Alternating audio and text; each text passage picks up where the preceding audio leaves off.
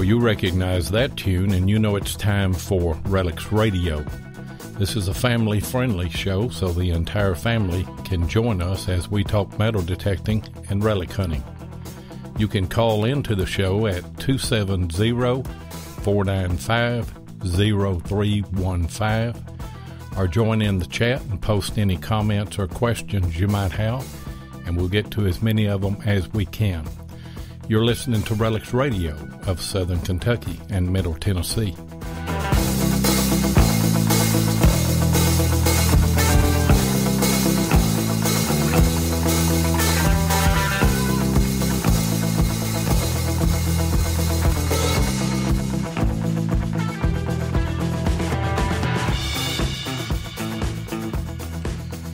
All right, we're live again from the foothills of the Cumberland Mountains in southern Kentucky and Middle Tennessee, and we've got a great show lined up tonight for all of you diggers out there, especially the Civil War diggers. Got a very special guest, Sam Waters with CWPPO, and that stands for Civil War Preservation Project of Ohio, and so I know that we're going to have a great show.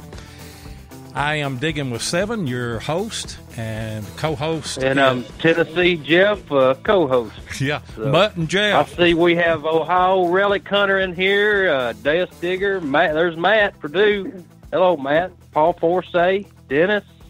I already said Ohio Relic Hunter, so there's Dave Miller. We got Dave in the house.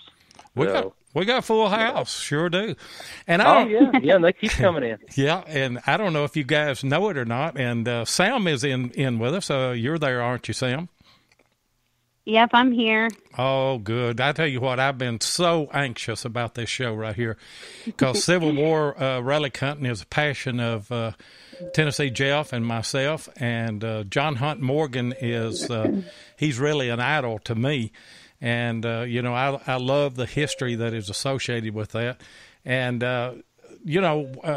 we've branched out, Jeff, on the show. I was looking at our stats and everything, our geostats. We got listeners in the U.S., in Canada, in Australia, in United Kingdom, in Malta, in the Netherlands, and in Germany. And I can only imagine some character sitting over in the Netherlands listening to two rednecks with a metal detector and how much that they would laugh. But we've got another. That's right. Go ahead.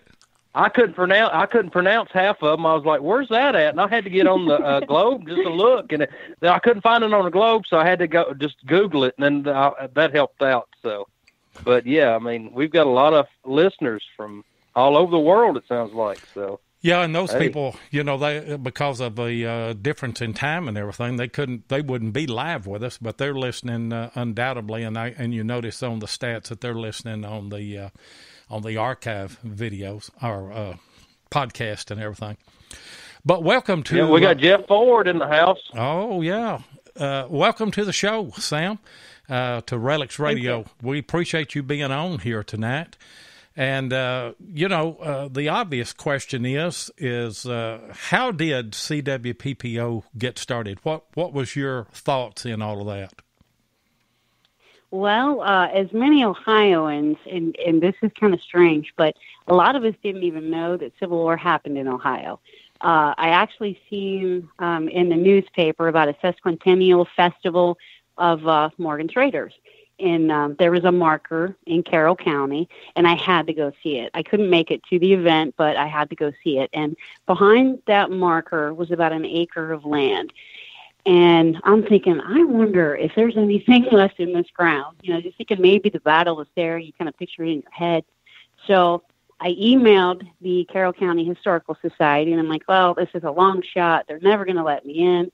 But the president of it absolutely, gave me the opportunity to go in and do that. So every weekend for about 2 months, I'm out here checking this acre field by myself. And on the very last day, in the very corner of this field, I found a ring, and the ring looked to be lead. I thought it was a tractor part. I'm like, hey, this looks kind of funny. You know, there's some red in it. It kind of looks like rubies. Wasn't sure.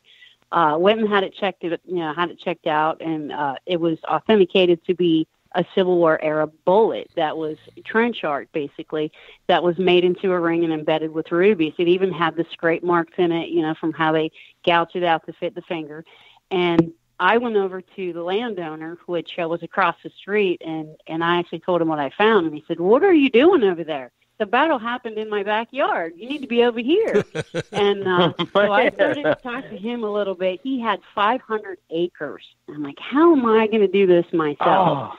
And I started to reach out on Facebook, and had a lot of people interested to come in and help do this. And they knew everything they found was going to be donated. You know, it was for, you know, history's sake, to try to find out where the bullets were, what the movements were, what was the flow, you know, where was everybody? Because most of the stories up here are just speculation. You know, they have grandma said this, so that gets put into a story. No, my grandma said this, so this gets into a story. And then you have a lot of different stuff. So we kind of what we did is we went in, and where we located the stuff, we had a flow map. We, you know, we knew which way they went through. We had it all gridded off, you know, A through B and 1 through 4. And I dropped, you know, strategically, I dropped 10 to 15 you know, groups of people all over the place. And mainly the section of C3 was where the battle basically happened. And I put more people in there because that's where they thought it was. And they actually we were able to tell that the Union were up on, it's like a bowl. It was like a bowl in there. When you walk down into this property, it's like you went back in time. It's so quiet down there. It's just a big bowl in woods. It's all open. But dropped Union bullets were found around the rim of this bowl. Shot Union bullets were found in the middle. And then we were finding shot Confederate bullets up around the rim, and then dropped in fields and such in the middle. So that kind of told us that they were flanked there. The Confederates went through the middle of the bowl, the Union came up around, and the coolest thing was the hill that met behind the landowner's property, which matched the story. The one of her grandfather that lived there was that they were captured there, but the Union shot bullets followed their trail up the hill. It was just amazing. We found some bullets and stuff there, a couple scabbard tips in the middle. But we were able to just lay everything out, map it, and say exactly what happened there. I mean, that single ring that I found was down across the street at a watering hole. And in the story, that's where Morgan had his horses hid. And there was a 16-year-old slave boy that was down there with him. His name was Sam. But in that vicinity was where that ring was found. So it's just kind of cool that you know that it was Confederate and it was dropped there. It's just an amazing thing where you read the stories, you have all these thoughts of what happened, but it's that relic that tells the story. And what helped them do is they were, since we were able to prove that they were actually there, they had the relics, it helped the county, get funding for markers, grounds cleanups, anything that they needed, because they have the proof now that they were there. It's almost like, I don't know, it's just really cool to be able to go in and do that and be able to leave a good, a good taste in their mouth, I guess to say, so that you go to the next site, you had people to call and be like, yeah, they did this for us and they could do this for you. And, they turned everything over. They were very professional. They filled in all their holes.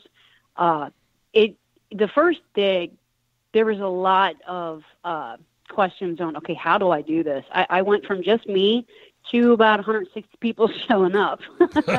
There was a lot of planning, lot of strategic stuff. I had a land coordinator. I was out there almost every weekend meeting with the landowners. It was about an hour and a half away, so I spent a lot of time there. It was kind of like a self-funding thing. I don't try to get funding from historical societies, because then you get put off. It puts them in a bind. Sometimes they have the funding, sometimes they don't. So there was a lot of the donation type thing to help pay for lodging and such in the first dig. So the second dig, it was a little bit different. It was like, okay, stay where you want. You're buying your own food. Just get here and help out. And we had it was a lot less stress on me, I think. But the second dig, 2016, it occurred in Morgan County. It was a beautiful site, beautiful landowners. But our main missions on that site I talked with David Mowery. He's the author of Morgan's Great Raid. He actually says, okay, here's a map. Here's where I think this is, and this is what I'd like you to figure out. So after the first dig, he's giving me all this information that helps me when I go to a site. And I don't know, what really happened there, and it saves the research time. But the main mission that we had was to locate buried Confederate soldier Tommy McGee.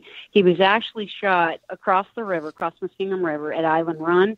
He was traveling with Duke's men, who was Morgan's side. He was there with Morgan. It was actually his brother-in-law.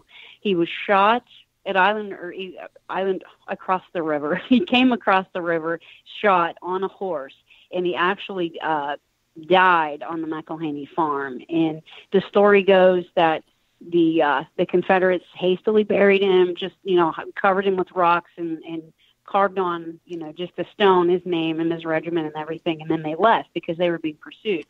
And then that's where the story gets a little funny, where the landowner reburied him, and then they had to move him because the river was flooding, or they moved him because they put the road in, or there was just a bunch of different stories, that they moved him because they didn't want grave robbers to come in. But what we were able to do was locate him via GPR. We had Frank Lupergolo from New Jersey, the DA guy. He was just wonderful with this thing. He found Tommy McGee before my presentation started on that Friday. It was about 10 to 3. My presentation was at 3, and he comes in. He holds up his phone and he says, "We found him." And, for a second, everybody disappeared. All I seen was that phone, and I just start crying. I had to leave the room, and my presentation was getting ready to start, and I'm like, "You're just going to have to wait." I had to gather my thoughts. So we found this soldier that has been lost since he was basically buried. So the story that was correct was that the pipeliners were coming through. And when they came down through, it's a little morbid, they kicked up his body, and they actually reburied him. And the way that he could tell was the burial in the GPR scan matched what they would have done in the 1920s and the 1930s. So that's when the pipeline went through. So that's the story. And all the other ones are just gone. We were able to find out where he was. And so, for those of you, do you have any questions? Well, for those people that don't know, that's ground penetrating radar is what was used. Yeah. And those things are, they're used to, you just scan that over the ground, and you're actually getting a wide berth of returns, and it charts that out, and they are very, very reliable. What an amazing story. And, you're right. Whenever you're looking for a site, you was talking about the Carroll County site, you found the ring, and then the right. Landowner said, well, the battle happened in my backyard, You hear all of these stories about this happened here, that happened there, and there'll be a sign right. put up. And that's kind of the situation I do. I have the privilege of hunting John Hunt Morgan's first battle, the first raid into Kentucky, which was July. Well, he actually left Knoxville on July the 4th and came into Tompkinsville, Kentucky on July the 9th, and his first battle was against the 9th Pennsylvania Cavalry. Now, he just made a swath up through Kentucky and came back down, and then he did the same thing in the Christmas raid of 1862. But when he came into Ohio was in 1863. It was in July of 1863, and a lot of people may not know that was a 1,000-mile trip on horseback and on foot. That is a long way to travel back in 1863. Yeah. And it wasn't really. And it wasn't authorized by Bragg. Bragg told him not to go across the Ohio River. But what Morgan was trying to do Morgan was trying to sabotage all the railroads and just create mayhem in Kentucky and break up the supply line for Bragg, which was down at Nashville, down at in Jeff's backyard. And if they could do that, then Bragg could have come across the Ohio River and just kind of split the Union forces and concentrated everything, took the war to the north, really. And it would have been completely different, but Bragg was always worried to go ahead and move, and really Morgan got frustrated with it, and then in July of 1863 he went across the Ohio River, and then the history gets in your backyard there, Sam. Right. Yeah, that's pretty neat. You find that ring, and also you've got a landowner comes up. No, it happened in my backyard. And then you get permission to hunt that backyard. See, if that happened to me, he'd be like, it happened in my backyard, but no, I don't allow any metal detecting. So that's the way it would happen to me. So, but yeah. I mean, that's great that, you're doing all this. And, that was the little bowl you was talking about. That is awesome that y'all found that. And then you can tell a story. I mean, like you said, your grandmother, say one grandmother would say this and the grandfather would say this, and you never could put a true story to it. But now with what you're doing with the CWPPO, you can put a story behind it and then prove that it happened. So, and the relics don't lie. You can hear all these stories, but whenever you find dropped Union bullets on the crest of that bowl, then you know that they were firing from there, and then you found the fired Union bullets in the bottom, and then you find dropped infills in the bottom of the bowl, and then fired infills on the top. I mean, it doesn't take a rocket scientist to figure out where the battle was and where the people were, Right. Yeah, a few other stories that his name's David McMahon. He's the president of the Historical Society there in Carroll County. He actually had a story that he was partial to. He said there was one particular soldier that was supposed to have been following a fence line and got knocked off his horse. He said he had to have been carrying some stuff. So I want you to check that hill. It's 500 acres. You cut that in half. I had to check 200 acres. But about where he said it was, I found a spill of small, they looked like 22 bullets, but they were just pistol bullets. That's where he had to have fallen off the horse. When you scan around and you're all metal, you found parts of the fencing. It right there is where he fell. It was just unbelievable to hold them bullets, and I think I found 14 of them there. And to know that that's where a soldier was knocked off his horse. It was just unreal. Man. That's great. Ohio relic hunter, he said one great story was a woman's husband hid the horses in the holler, and Morgan's men came onto the farm, threatened to burn down the house if they didn't surrender the horses. Woman said, "Burn away, boys. The horses are worth more than the house." So that's pretty good. Yeah, a lot of those stories are definitely funny.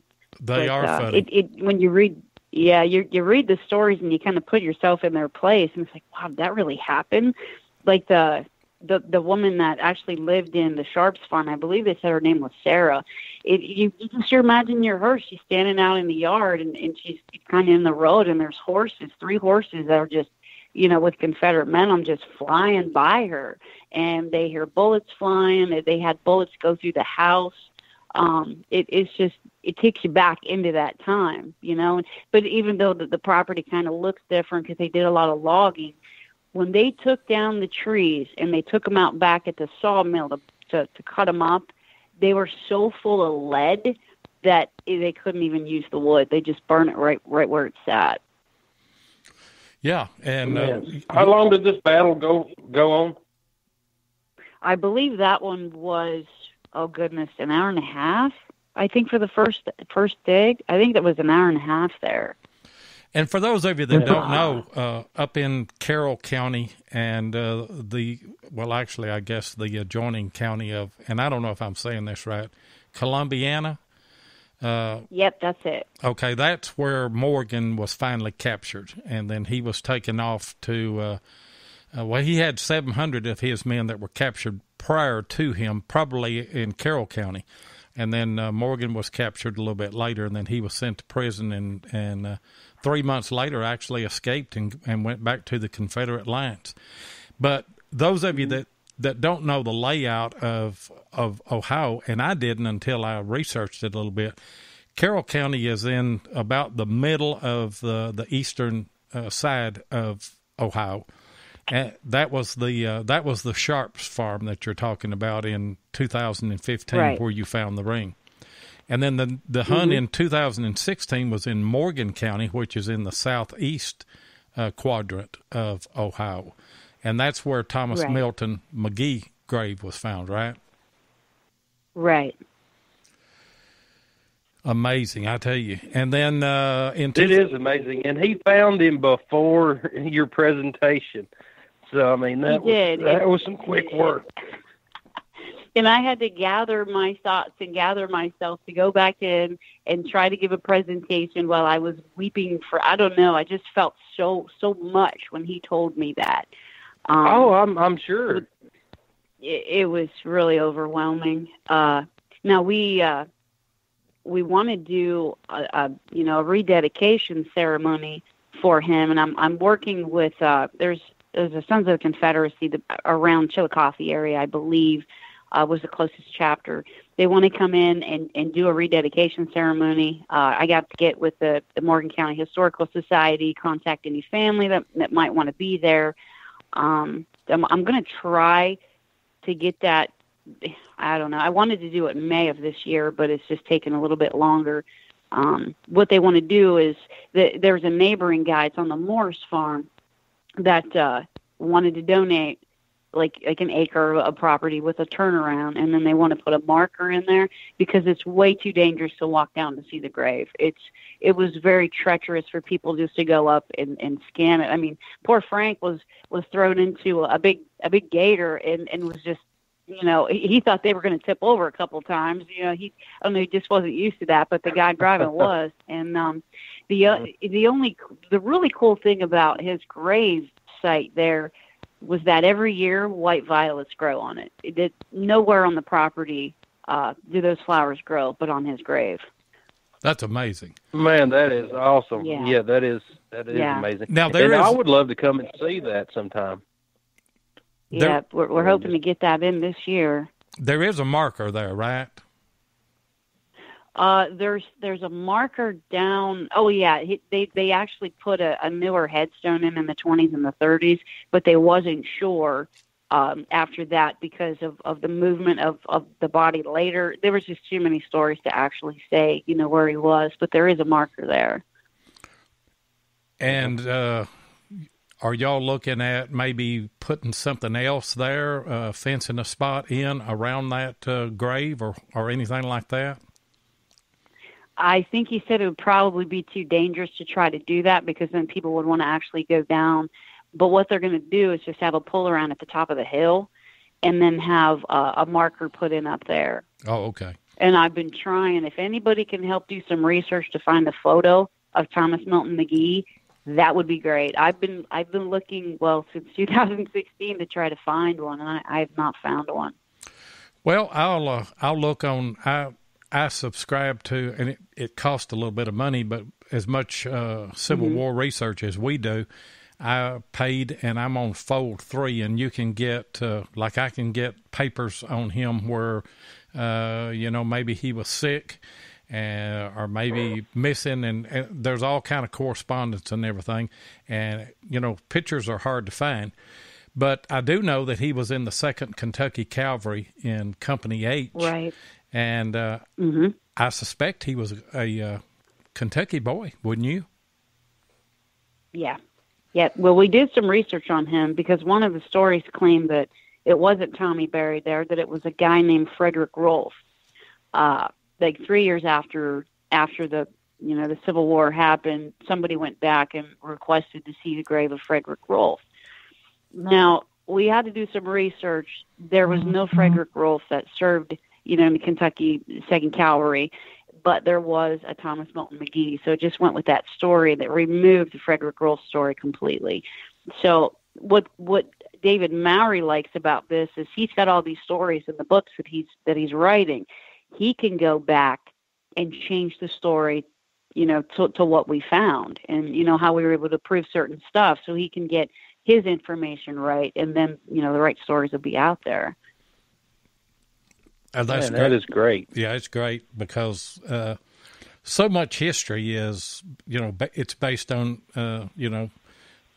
old tales that were told. Like you said, this person said this and this person said that. And a lot of times those don't pan out. But whenever you get boots on the ground like you have done, and what an amazing job that y'all are doing. I mean, just the grave part of it. If that was all that the CWPPO accomplished, it was a great success. But then in Carroll County, you're on the Sharps farm there, you're able to diagram out the location of all the troops and everything. Kudos to all of you guys. And, Tennessee Jeff and I, we want to come up and help on that in 2018, if at all possible. Mm-hmm. Yeah, that's possible. Absolutely. I would love to. So, yeah, of course, we've got some more listeners in I need to shout out to. We've got see, there's Bill Hayes. Let's see, hey, there's Mike. Missouri Mike's in the house. See, I seen Barb in there earlier. I don't know where she went. I hadn't seen any comments here lately. There's a few more. There's Earl. He's in the house now. So we appreciate all the listeners. I mean, we couldn't do this without you guys. So, no. But I mean, you see. You're hearing Sam, she's got some good things going on up there at CWPPO. So, I mean, y'all need to check her Facebook page out and stuff like that. So. Yeah, you're doing just a yeoman's job. There's no doubt about it, everything that you're doing. Tell us a little bit about the 2017 hunt in Jackson County. And by the way, these hunts are going from the northeast. They're all going south.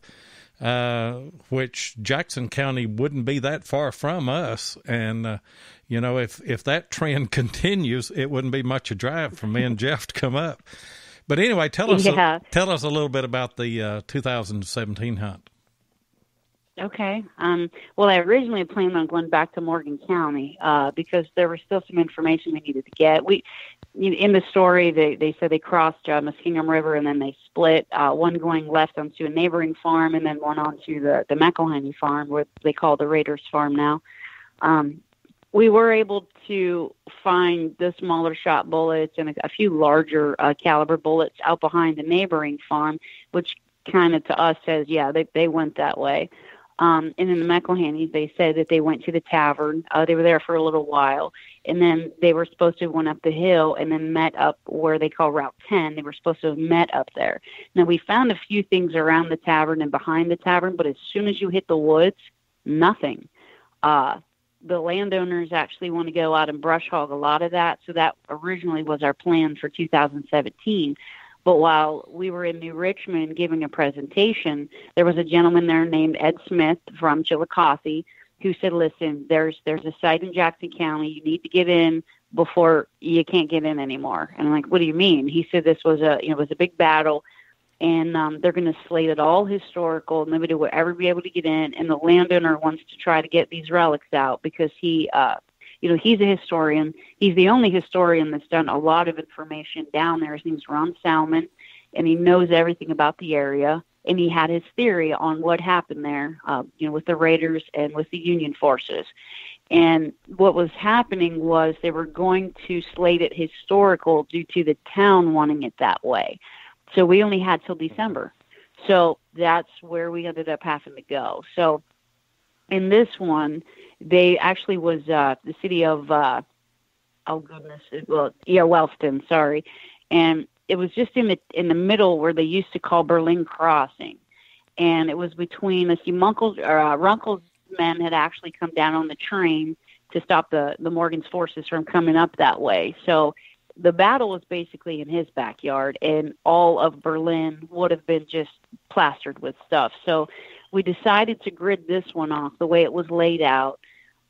His story basically is what we found. He believed that they did come down through the woods. We did find some bullets, and we have certain sections that we had. Now, Section 4, where we had put Bill Marsh and his crew, didn't really find a lot of Civil War relics, but they were in the section below it, which changes the landowner's theory to, instead of going up through those woods, they came down into the yard. One of the greatest significant finds was they called a stylus. It was almost just a pencil made out of lead. It had a hole in the end so that you could hang it on something, and you could dip it in berries, ink, blood, whatever you needed to write with. Right. They found that.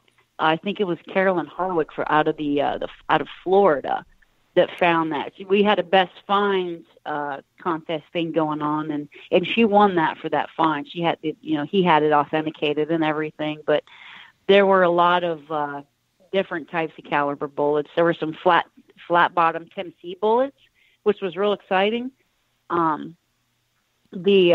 Across the road where Morgan's men would have been, they had found a bullet back there, and it escapes my head. I can't remember who found that back there. I think it was one of the Hoover boys. When Ron first saw that, he said, "Oh man, this is a Union bullet. That means the man at Chillicothe was right. This relic is a Confederate." And there was somebody in the crew who said, "Oh no, that's a Confederate bullet," and he lit up. He is an older guy, and he just lit up. He's like, I was right. So his theory was absolutely right. He had originally found some cannonballs in his yard, just digging a trench and stuff. So he believes there's still some up in the corner part of his property, and we actually are going to go back there at some time because he's got his tractor fixed, and he's going to go up and brush hog what we called Section 6 and Section 8, where he believes that there are cannonballs. Up the road, there was a wagon tip. We're still trying to make connections there. So when we go back to that, it won't be a full-blown event like what we typically do. It'll just be a small group, that can go out and hammer it and get it done. I'd rather have a big, full, fun site, for a lot of people with a lot of opportunity to find stuff than go back to where we've already been. Right. Right. But it turned out good. We're coming up on a hard break right here. I'm going to put y'all on mute for just a minute, and we're going to try and pay some bills here with a message from our buddy Tim Henderson.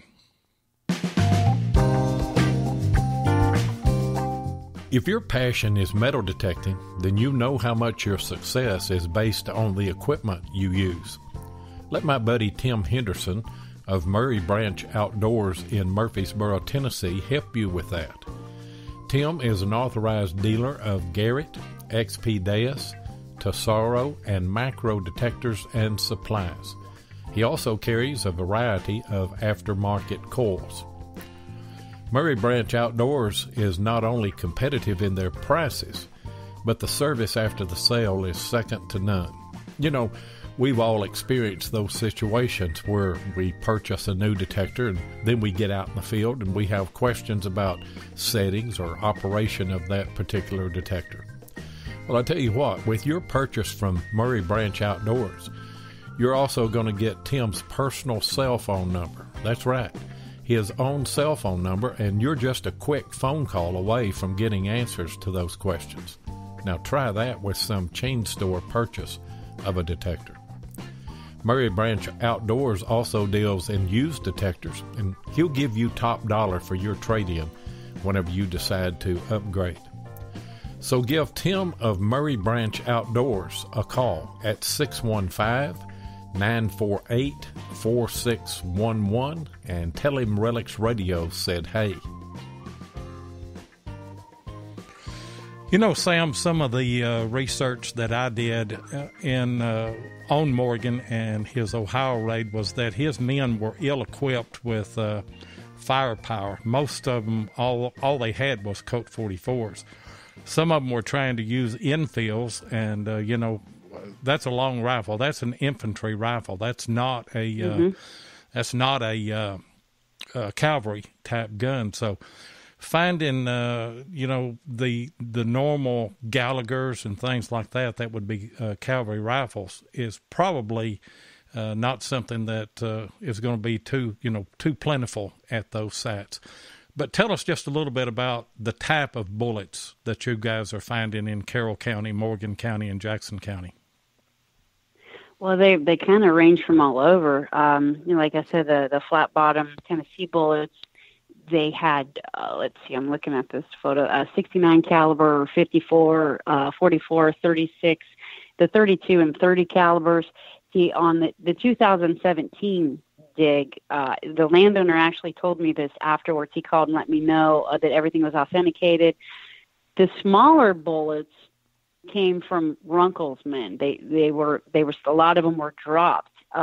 They actually carried 4 pistols. They had 2 on their hips and 2 on their chest.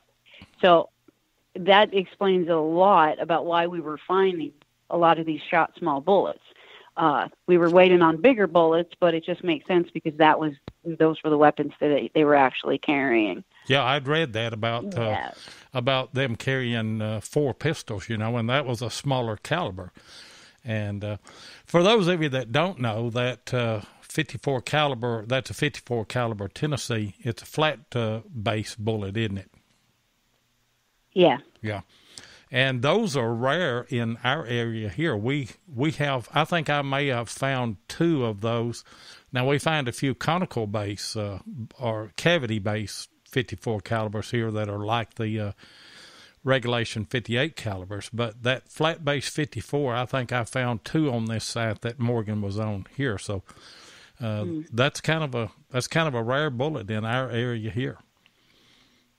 Yeah, we had. It is. I don't know if I've ever found one. Mm-hmm. Go ahead, Sam. I didn't even know that type of bullet existed. Like I said, I'm learning a lot about this kind of stuff and a lot about the bullets. But we had the experts that show up there, and then we had the gentleman that authenticated them was there. I think the last day we were there, and then our second visit up. So he was real excited about that. But we found the shot one up on the hill where Runkle's men would have been, and the dropped one across the road where Morgan's men would have been. So it just absolutely makes his theory correct. And it's amazing. It's great when you can put a story together like that. I mean, that's pretty awesome. And, of course, you find a relic. A lot of times you find a relic, well, it shouldn't be there. But after you go through the records and then do your research, well, actually that relic should have been there. You just didn't know it at the time. So, right. Yeah, and you never know what you're going to find on these. It's just, that's the fun part. Oh, yeah. I mean, I think that's what gets a lot of people in the metal detecting. I mean, you never know what that next signal is going to be. And then, I mean, it could be a gold coin, and then we'll get into that in a few minutes. But, I mean, or it could be a great silver coin. But, I mean, you could be like Jeff Ford. I mean, of course, his big silver hoard that him and Wes has found. I mean, of course, you never know when you're going to run over that find of a lifetime. And that ring, ring that you found, that kind of got this whole thing started, didn't it? It did. It did. And had I not found that, this would not have kicked off like this. Every year, I mean, it seems like, well, this is the 3rd year. I have landowners coming to me. It's almost a little easier now. Hey, I got property over here. Here's some places. I have places in other states that people want me to come and check, and it's a little difficult. I would love to bump it up to 2 digs a year, but that might be a little bit too busy. But there's so many areas that opened up, and it's just, whoever calls and says, I've got some property, we go check it out, maybe do a quick scan, read into it, see how much action was there. If they just camp there one night, there's not going to be a whole lot of stuff. There's no missions to accomplish. There's nothing to really find other than, a few relics, which is great, but it's not really a story that we're trying to figure out. So I would do that, on the side. But so bouncing around along this trail is we're just landing where the best probability it is to come up with a story that, solidifies it. And it would be a lifetime endeavor to take that whole trail. It would take literally thousands of detectorists to cover all that ground and put that whole puzzle together, Right. because some places are going to have, they might have camped for a day there and drop a few things, right. and then it may be 10 miles before you find anything else, and you really don't know which direction to go. Right. There was something that funny that, well, I thought it was funny, happened on the first year right before the dig. The Morgan's Trail went from, western Ohio to eastern Ohio. It's 1,100 miles long. And I had people calling me while I was out metal detecting, hey, somebody's at your site, somebody's digging the site. And I'm like, what do you mean? If there's a video online, they're digging the Morgan site. And I'm like, do you have any idea how long the trail is? They weren't on my site at all. They were clear across state. It was, so I kind of had to explain it to them, that the trail was very long and our site was secure. And there's going to be sites that people have hit. I mean, it isn't a big secret to people that metal detect that might know the history in certain areas.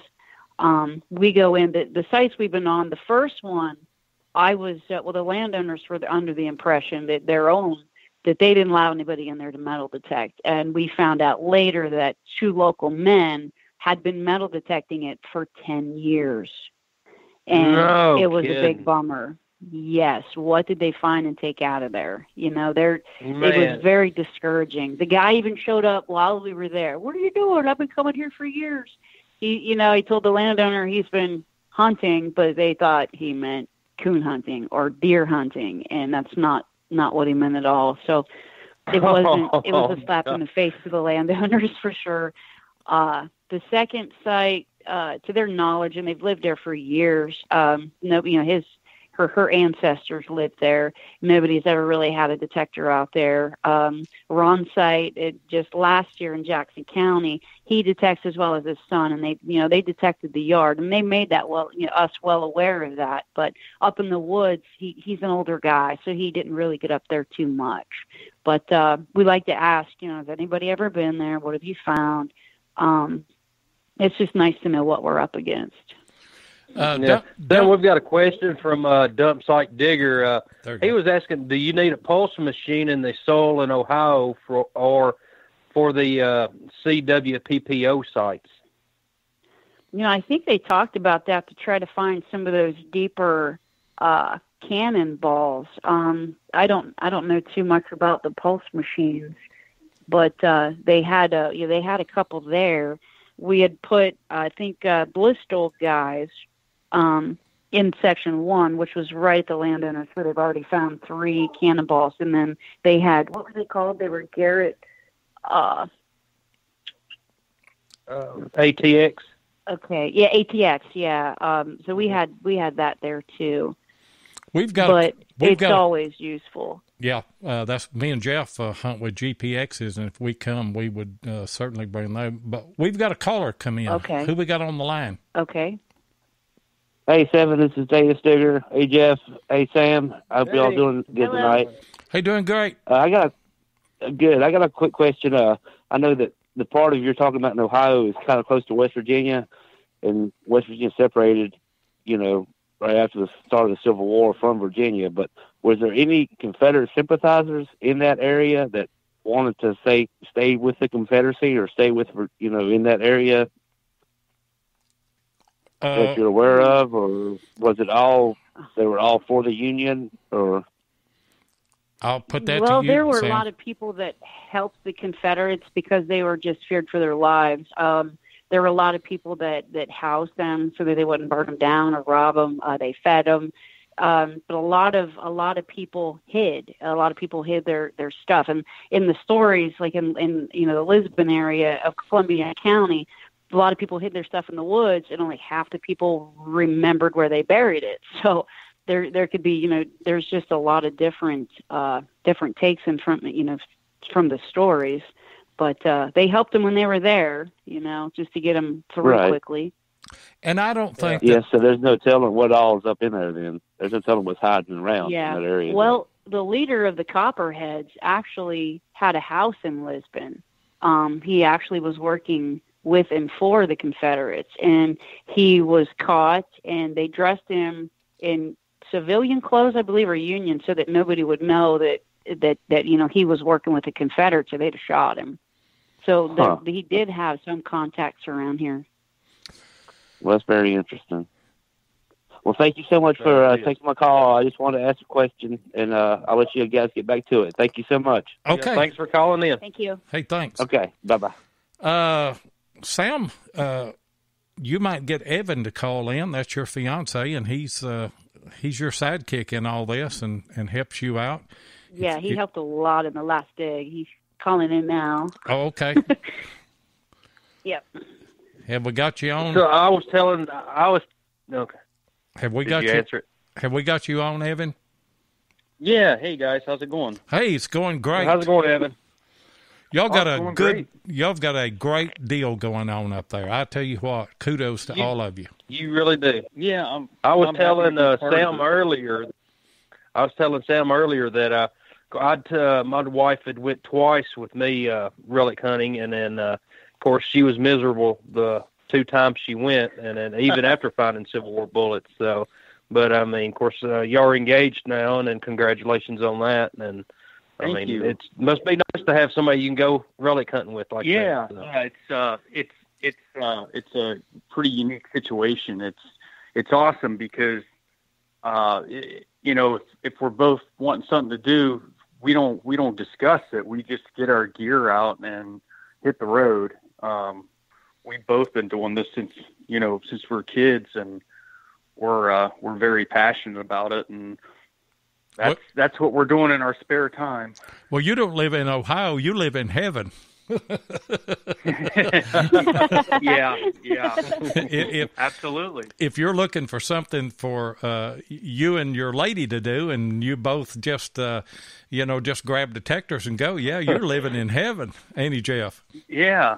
Yeah, that's right. And I mean, you look at Valentine's Day, Christmas, birthdays. I mean, you can just buy her something for metal detecting, and I mean, you can use it too, man. Seven, we're doing something wrong, buddy. I don't know. Yeah. How did each one of you guys get into metal detecting? Actually, my dad started me on the metal detecting when I was 12. I wasn't allowed to run the machine at that time. I had to dig all the holes. So I'm a pro at digging a plug. That's good. And then, I kind of got away from it a little bit, but then I got back into it, and it took off from there. I mean, I was hitting sites that nobody's ever been at, just recovering things that I didn't even know what this stuff was. I found a 3-cent piece in a field that I've been detecting, and I'm calling my dad going, what did I find? Since I was 12. How about you, Evan? How'd you get started in it? When I was, I think 12 or 13, my great-grandparents or my great-grandmother had a 100-acre farm in Delaware County, and her husband had passed, but years back, as the story went, he lost a big gold wedding ring with some diamonds in it, and they said maybe when he was feeding the chickens, like it slipped off.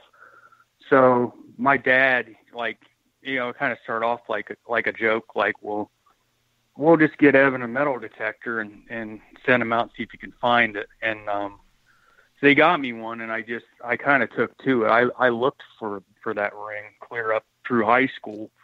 I never did find it, but I found all sorts of other things. And from there on out, I just kept upgrading. That was just I think it was a Radio Shack model, or it was like a bounty hunter equivalent. And then just slowly upgraded as I could afford to, but it's just something I've always enjoyed.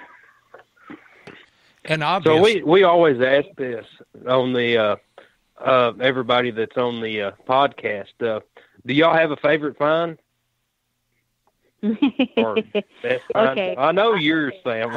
I have two. Well, it's kind of a toss-up with that ring that kicked off this whole Civil War hunt, but I found a U.S. belt buckle. So my favorite relic was that, and that was actually around Jewett, Ohio, in Harrison County. Now, I know that there was some Civil War action there. I still have to get with the Historical Society to find out what all happened.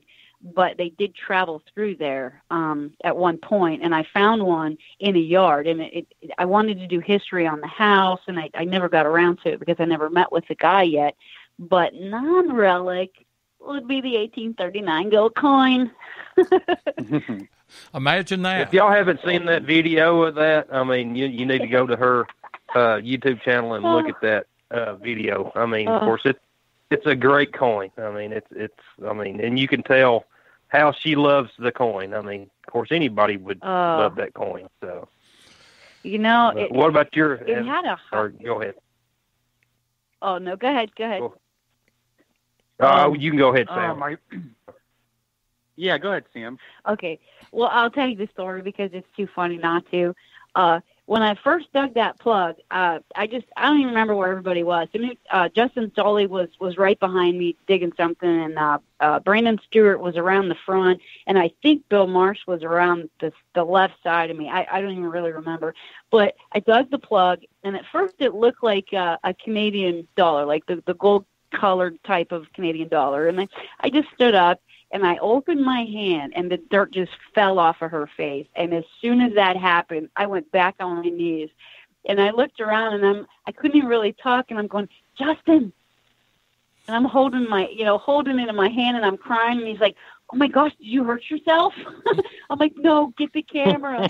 So, and then after that, I don't really remember a whole lot. I had to watch the video to even remember, but they did have to help me up and get me to my truck. So yeah, greatest thing ever as far as non-relic. I'm not much of a coin hunter, but that was awesome. That's a good story, and I mean, I would have been the same way if I'd found one. So, but what about you, Evan? What is yours? Well, I'd say my all-time favorite non-relic find would have to be Sam's. There you go. You're a hard man. That ain't gonna work. That ain't gonna work. We ain't gonna let that. We ain't gonna let that work. So, I think, I'm excited about anything new I find that I haven't found prior. But I think the greatest feeling I ever found after finding something was my grandfather lost a wedding band, and I was probably in my 20s.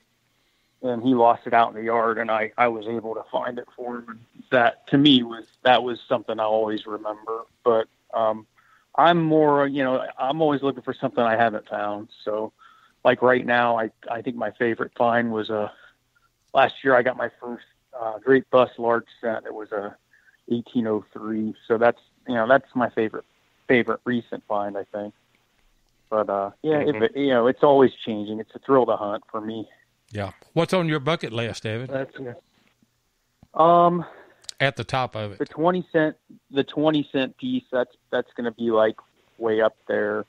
Got to get a gold coin, so that way me and Sam both have one of those. Those are up at the top. Yeah, it's kind of hard to be in a relationship, isn't it? Whenever she's bested you on the gold coin, you got to kind of draw even there. We go out, and sometimes she slays it, and I walk out with nothing, and sometimes vice versa. But we always enjoy getting out, regardless of whether we find anything or not. So it works out just fine. Yeah, that's the way with me and Jeff. We hunted Tuesday, and at the first of the hunt, I found really quite a bit more than he did, and he wrapped up the day with the find of the day. So, it goes that way. I'm going to ask both of you a loaded question, though. I don't mean to put a monkey wrench in your relationship, but who is the better detectorist? I'm going to say Sam. Yeah, definitely Sam. That's because of the gold coin, right? Yeah. I tell you what, I hadn't talked to Evan but just a few minutes, but I can tell you are a very smart man. Oh, he is. I'm sitting here thinking that, man. He's popping them good answers off right and left. I mean, that's pretty good. I think we're both very experienced, and we make a great team. Yeah. We both think very differently about things, and I think that's a huge advantage because you know, the way I go and read a field site, she might read it differently. And collectively, I think we've got an advantage there. We can combine thoughts and kind of put the site together, you know. Can you elaborate on that? I mean, how do you approach a site differently than her, or how does she approach one that's different than you? Well, like the area I primarily hunted in was in northern Delaware County, north of Columbus, and it's basically plains. It's corn and bean fields. Very, you know, not a whole lot of rolling hills or mountains. And I relocated out here, and we're on cellar holes. We're on mountainous regions and valleys and canals. And so, you know, the way I visualize a site, like out in those fields, I can spot a site. I mean, I can drive up the road and go, and I know there's a site there. It's a little different out here. So she has way more experience digging and finding the cellar holes, and I've got more experience on the farm fields. But collectively, there's just so many things to read a site. Like I'm, you know, reading trees and, you know, approach ways. You can sometimes see them, all sorts of different things, but I guess we both have different experiences in metal detecting. So collectively, we make a great team, you know, approaching a site and trying to figure out where to hunt.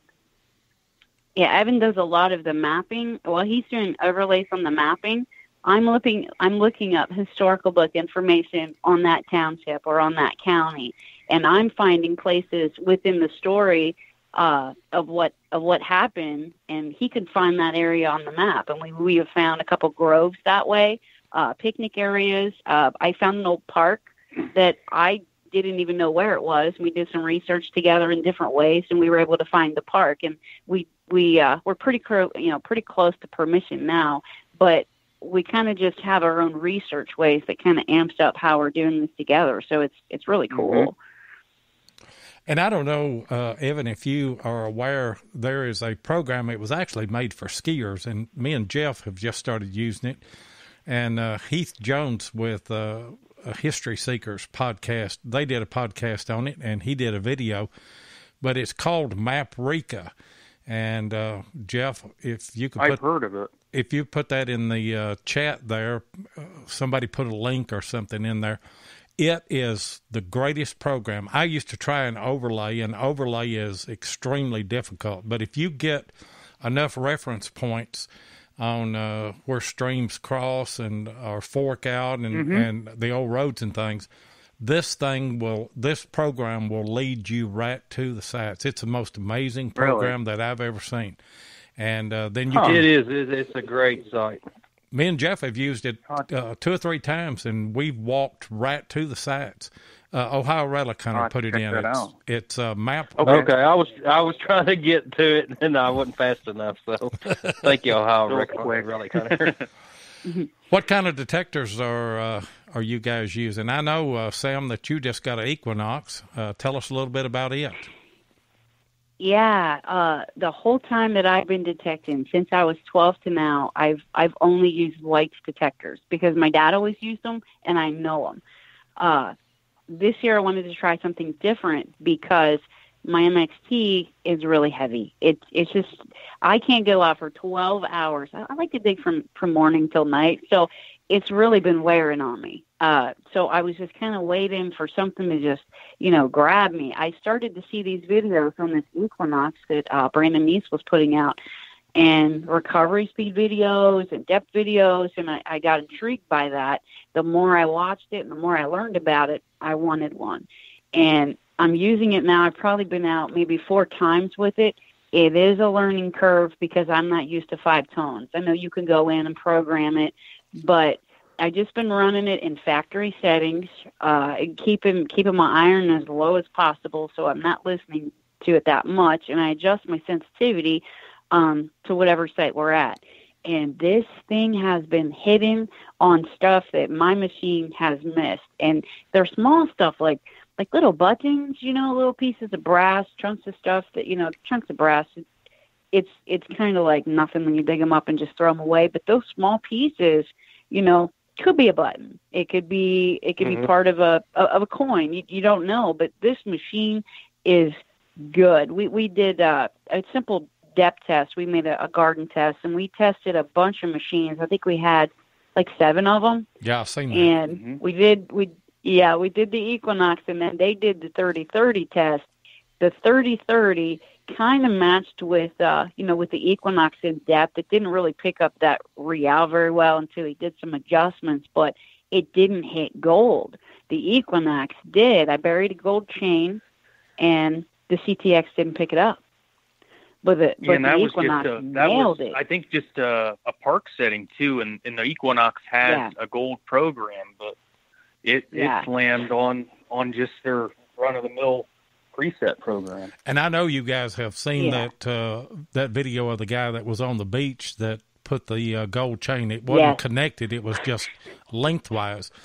And most people don't know that a detector on a gold chain is trying to pick up each individual link. That's why they're so hard to find. And I was amazed by that. Yeah, I didn't know that until you just said that. It was able to find a silver quarter under a nail. And I know a lot of them can, if the nail is aimed a certain way, you can swing it and hear it, but not the other way. But the Equinox picked it up both ways. It separated it like nothing. It's fast. The CTX didn't pick it up. Unbelievable. I figured it's separate. It's running so fast. If you're swinging over a silver coin with a nail down the center of it, it's hitting on either side of the coin. I mean, it's fast. It's lightning fast. And then I think being able to run a multi-frequency from, I think it's 5 kilohertz clear up to 40 all at the same time. I think that's why she's pulling all these very, very small items as well as big stuff without having to change frequencies. It's pretty slick. That is, man. That's doing a lot of stuff just in a little bit of time. I mean, you going from them frequencies like that. And, I mean, it's working hard. And, I mean, it's amazing the technology that is coming out these days. And then, I mean, of course, the 7 and I, we run the AT Pro and love the AT Pro. And then, I mean, we know the machine. That is it. I mean, I can read the ground. I can tell a site. And then, I mean, with the Equinox coming out and a few other detectors, and we thought about maybe trying the DAS or something like that. And then, but I mean, we need to maybe just widen our detector arsenal or something. They're great. They're great machines. I think I would say at the CWPPO hunt, I'd say there was probably more AT Pros than any other machine. They're great machines. What's your go-to machine, Evan? What are you using most of the time? Most of the time, I'm probably using my DAS majority of the time right now. I've also got a Bliss Tool V6 that I'll run too. I've got a couple other machines, but those are the two I keep in the car.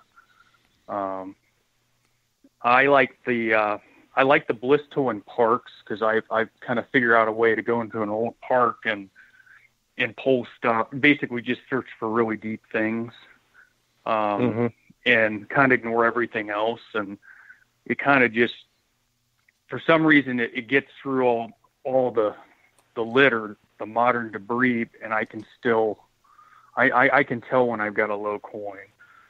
And then in quiet field sites, I like to run it too. Yeah, the Bliss Tool. See, I looked at one of them at one time, and does it have a big swing curve? I mean, like learning curve? Absolutely. I think of all the machines I've ever owned, it's been the most challenging.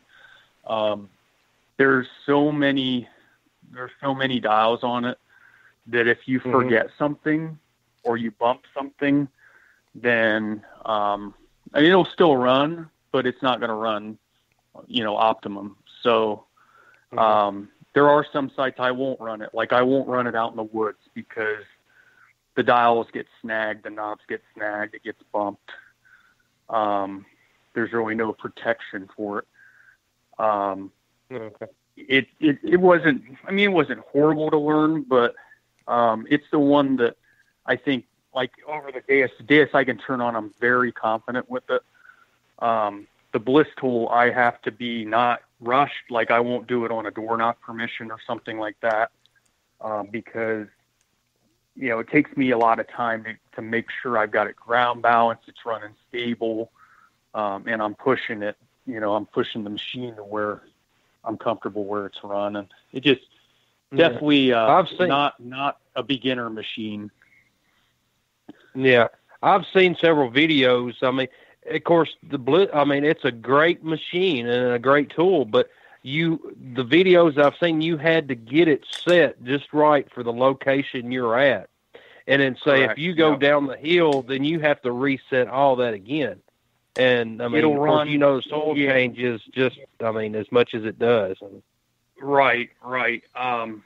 Yes, I'd agree. If you're moving, you know, if you're moving a lot of area, then yeah, you can tell when it's drifting off. Now mine's got it's the V6 version. It's running more. It's got an automatic stabilizer, and it runs better than most of them. But yeah, you get in your power lines, it will pick up some EMI, and you have to run it on a turbo mode. But yeah, it's a challenging machine, but when I got it set up and I'm confident and I know I've got it set and it's, you know, it sounds like it should sound, I usually have a really good day. It's an amazing machine from what I hear and from what I've seen. I've never tried to use one. I'm going to put you two guys on the spot because you two have got a Equinox and you've got a XP Deus. Are you comfortable enough with those two machines right now to tell me what you think the strengths and weaknesses between those two machines are? Yeah, I think, like on the Equinox, the first thing I like better about it than the Deus, that the coil is hardwired. I like that idea because you can submerge the coil without having an antenna. I mean, that machine, you can take 10 feet completely underwater, where the Deus is, you know, it's water resistant. You couldn't submerge it. That's an advantage. The Equinox runs 5 frequencies simultaneously. The Deus, you have to flip through and pick one. So, I mean, to me, the technology is far more advanced.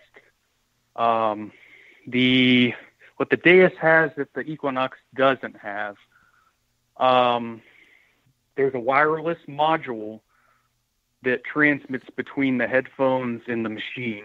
And my guess is that Deus probably still holds a patent on it to where the headphones can't talk directly to the machine. Maybe, you know, possibly, I'm not sure, but to me, it's like one more thing to clip on your belt that, you know, I don't have to worry about that with the Deus.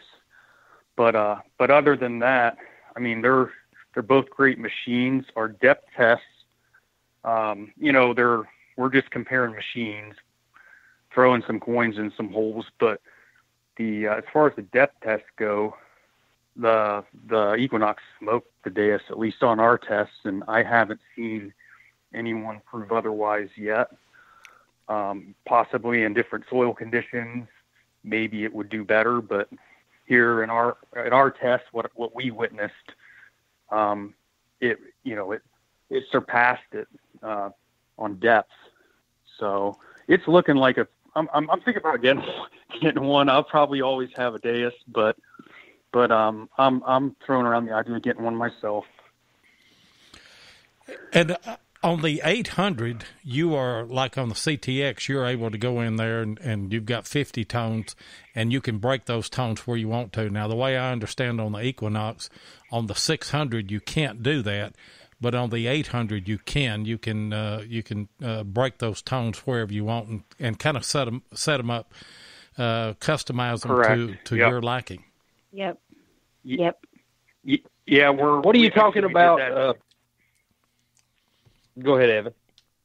I was just saying we were playing with it today. I'm trying to get some ideas, running through learning the interface. But yeah, it seems like it's got the same capability as the CTX as far as programming. It's got notch discrimination. You can knock out what you don't want. You can do tone breaks clear across, the full band. Yep. And for those of you that don't know what we're talking about on the tone breaks, Vic Tucker, Coin Whisperer, him and myself, we both had CTXs at the time. And Vic was going in there and notching the 1210 to 1213 or 14 into where the nickel range is into a high tone. And you could put that where it'd ring up like a silver quarter, And he was just digging high tones, but he wanted to dig the nickel signals too. So you're able to put whatever frequency of a tone that you want at whatever conductivity that you want there, Right. Well, see, I've never owned a CTX, and that was my question. So, that's pretty good. I like that. There would be times whenever that would be great, to use. And I always ran my CTX in 50 tone because I liked hearing all of those tones, and I could pick out. Of course, I was hunting flat buttons basically, and I could hear a flat button in with a bunch of nails because it just had that certain tone, and it was dead on all the time. I could dig them in a bucket of nails. So I like the idea that 800 is the same way, Yeah, and I've had that on mine. I had it set up, I think, in field 2, and it was either the first or the second day out, and I thought I was going to go nuts at all the tones I was hearing. I'm like, how does anybody stand this? Because I was used to just two-tone. It was either good or it was bad, and I could adjust it how I wanted to on the box of the MXT and run with it.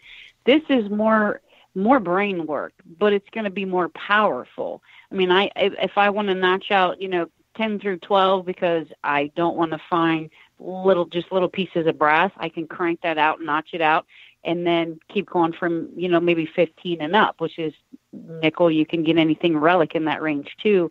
But I was able to get through this field that we have been detecting. I've been in it for about, I want to say 10 years. I've been down there forever.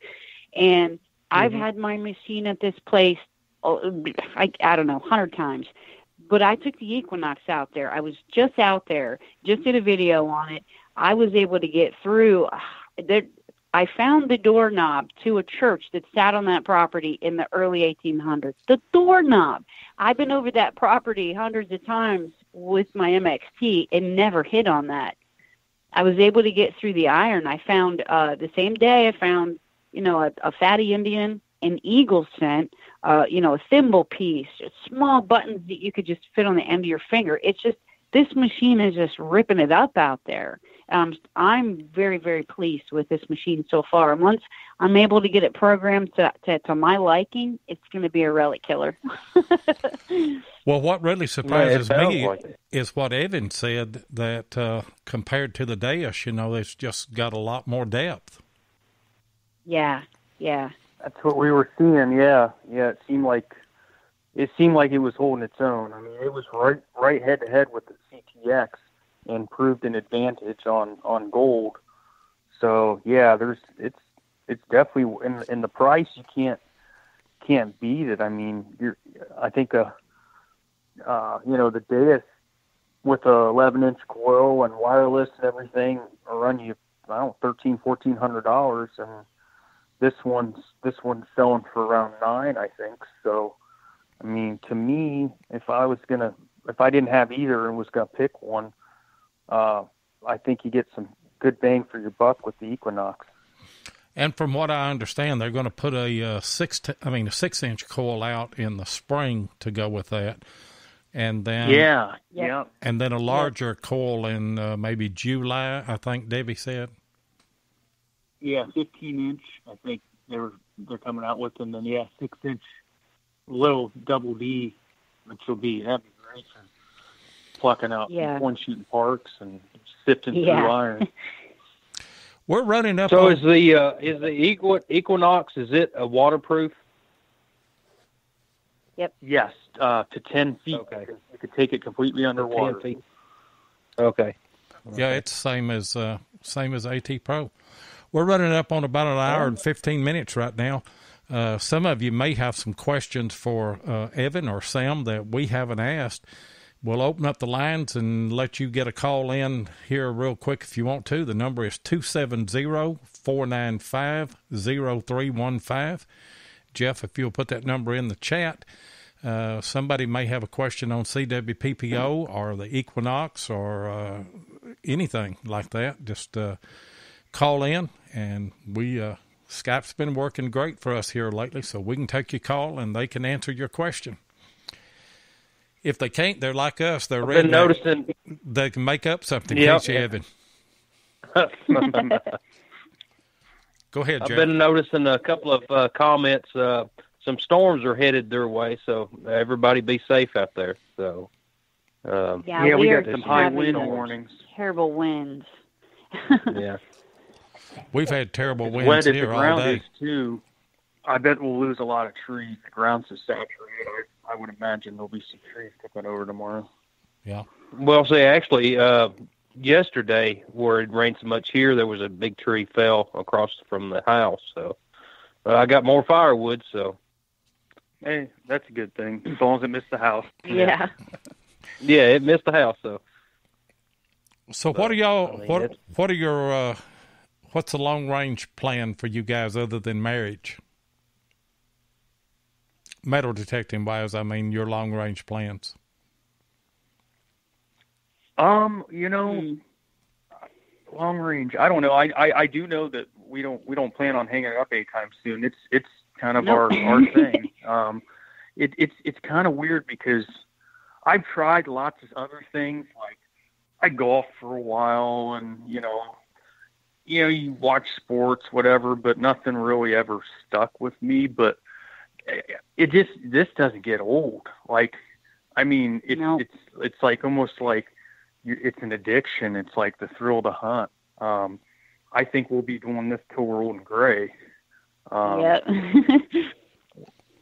Just Ohio alone, the amount of history that's here, and we never run out of sites. I mean, it's not possible. It's there's so much out there if you're got your eyes open and you're looking for it. The other day we were doing some mapping and spotted a town. This town was taken out, I don't know, years and years back when they took the canal out in the middle of the woods. And we map it, and it's like there's a whole town, gridded houses, everything. There's nothing there. There's one farmhouse. That's all that's left. So we stopped out there earlier this week, and he said, have at it. So that site alone will be on for a couple years probably. But we always got places to hunt, and we're always lining up new sites. And you guys have we got a Deus Digger. Deus Digger put in a question here. It says, best find other than Civil War artifacts, Sam and Evan. We discussed this earlier, Deus Digger. It was Sam's was the gold coin, and Evan, he put Sam. So he said Sam was his favorite find. So. Well, you got any more questions for him, Jeff? No. Well, on average, how many people are at the CWPPO hunts? Well, the first dig, it was a combination of the people that were coming to dig as well as other people that were interested in what we were doing. It was about 160. The 2016 dig, I believe, was about between 120 and 130. And then just last year, I think we were around 145, 150. So, local townspeople come in and talk. They like to listen. So we have big groups all the time. It's always fun. You know, you get people, you get the word out about what you're doing. That word travels, and then people are contacting you, you know, saying, "Hey, I have a site," or even if it's not Civil War. We were in New Richmond, and there was a gentleman that ran the Historical Society somewhere in the northwest part of Ohio. And he said, "Here, I'm the Historical Society president of this town. I'd love to have your crew in." And, you know, I still have yet to email him because we've been really busy with the project and other things that we were doing with the project as well. So I still even need to get a hold of him, but it always opens up doors. And the more you work with historical societies, you have better reputation. You have a lot of things under your belt. They trust you and they want you in.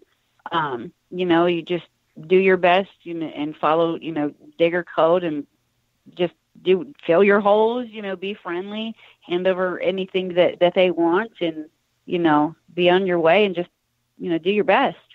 You get some people out there that are hitting just parks in town and they're leaving holes open, and there you go, you lost the park. You know, nobody else can be in there because of one guy left the hole open. So I can't stress enough to don't leave a mess. You take the trash and, you know, make it look like you were never there. And you guys are you're kind of bridging the gap between metal detectorists and archaeologists with all the history and documentation and everything, and that's great. Yeah. Yeah, I think last year we've really stepped it up with doing the GPS coordinates to, you know, pin and GPS coordinates where everything's being found. So I think a lot of people are gun shy calling up archaeologists. You know, they're afraid of losing their land, or they're afraid of too much state government involvement. I think in a lot of cases, we're a great fit for a lot of these smaller towns. I think so too. And I had. Go ahead. Well, I had. There's a university in Indiana that has been contacting me or trying to reach me for the past 2 years. They want in on what we're doing. I don't want any part of that, because I know that once you allow that type of archaeological type thing going on, they can seize land. And I want my landowners to know, you know, I'm not here to do that. I want to keep that possibility as far away from me as possible. And even if they come on and they sign, you know, papers stating that they won't, I'm still not comfortable with that. We're good. We're the best of what we're doing. We're not going to go in and just dig a 4 foot by 2 foot deep and do a square. We're scanning this whole ground. You know, we have the equipment that can do that. And I think they're running out of things for their college students to do. I'm not quite sure, but we're the best at what we do. And I know, I'm not saying that they can't do that too, but without our technology, you're only going to find something that's in a square. We can cover 500, 600 acres in a weekend with a crew of 200. You know, we can put together a story way better, in my opinion. I don't know how people can, you know, say what they want. I think that we have an advantage there. I don't include the archaeological side of it, because what we're doing is not what they're doing. It's not, but... You know, that's exactly right. I've had a couple of landowners here that I've asked permission, and first thing they asked me, you're not an archaeologist, are you? I mean, you're not going to try to take my land and all this. And then I was like, no. I said, I'm just a redneck with a metal detector. And then I said, I just like to find history. And he's like, well, yeah, that's fine. Go ahead. And then so... Yeah. That's one of the biggest things I let them know right off the bat while I'm doing presentations or meeting with landowners. They also know that anything we find goes to them. You know, they can keep whatever we find. We just want to take photos and put the story together. Now, so far, for 3 consecutive years, all of them have donated everything that we had found to the museums, and that has been great. Now, the GPS coordinating is really well.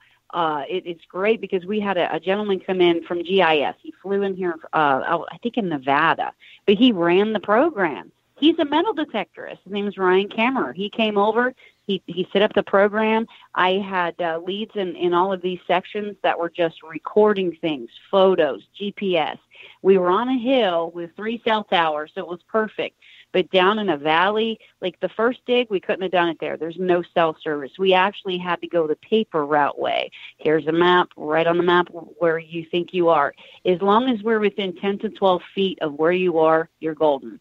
You know, it's basically still going to give us a flow of the area. It'll tell the story. The second, right. And the camp here that I hunt, me and Jeff, in Tompkinsville, Kentucky, which was John Hunt Morgan's first battle, I GPS marked everything there. And once you get all of that done, I've probably pulled 600 relics off of that camp. But once you get that done, then you're able to go back and see a story there. You're actually able to see the battle line between Confederate and Union.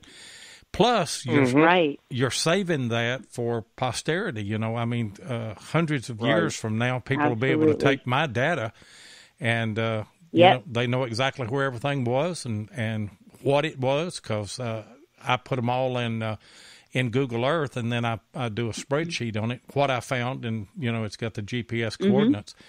And it's a lot of work, but I think it's well worth it. It is.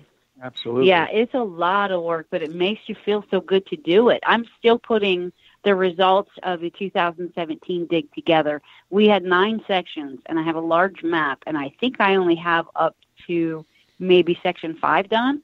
I mean, there are a lot of entries. I have to go in and see what particular item was found, where it was pinned at, and who found it, add a photo, and record what it was. Now, I'm just in 5. I still want to get this done before I start planning the next dig, but it's such a lot of work. It really is. I know it is. And if I didn't do mine almost on a daily basis at the end of the hunt, just go back in and log all that stuff in, I can only imagine how many hours that I've got into just one site, you know, which is probably, what would you say, Jeff, less than 10 acres? Yeah. Oh, wow. I mean, we had 300 plus the town. We got the town there, too. We were detecting. Yeah. It was a lot. You guys got another question here from Death Digger. Where would you, let me see. Where would Sam and Evan love to detect? That is on their bucket list. Oh,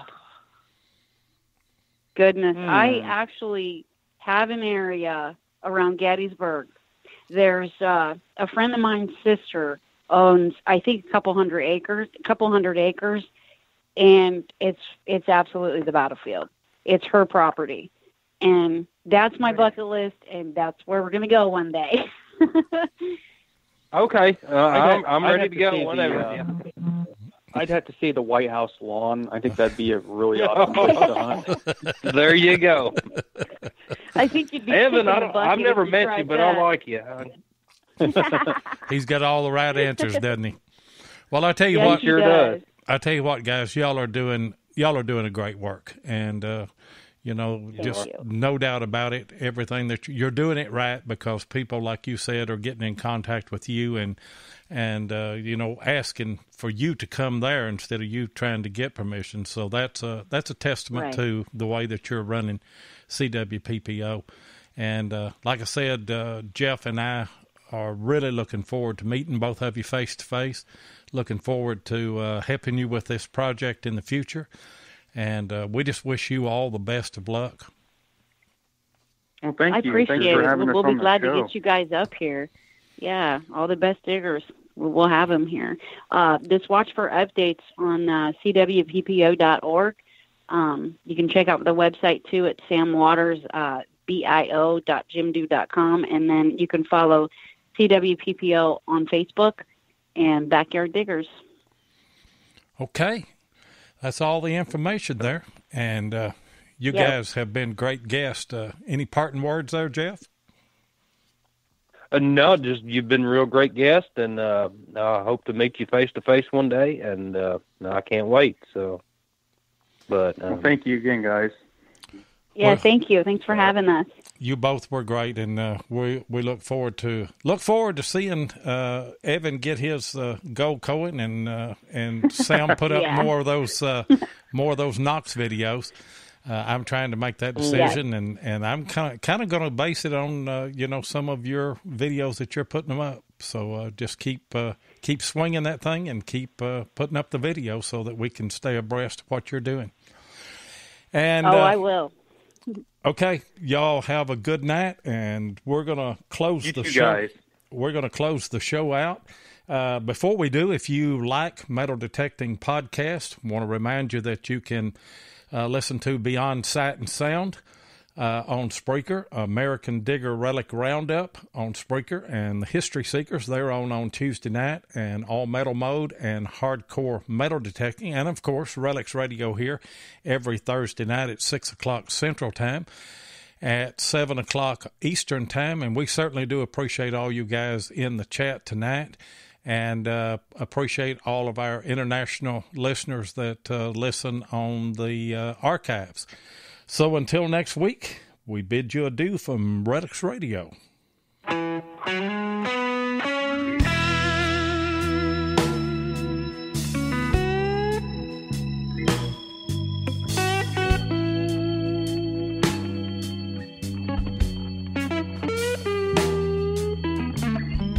Thank you for joining us tonight on Relics Radio. We certainly appreciate it.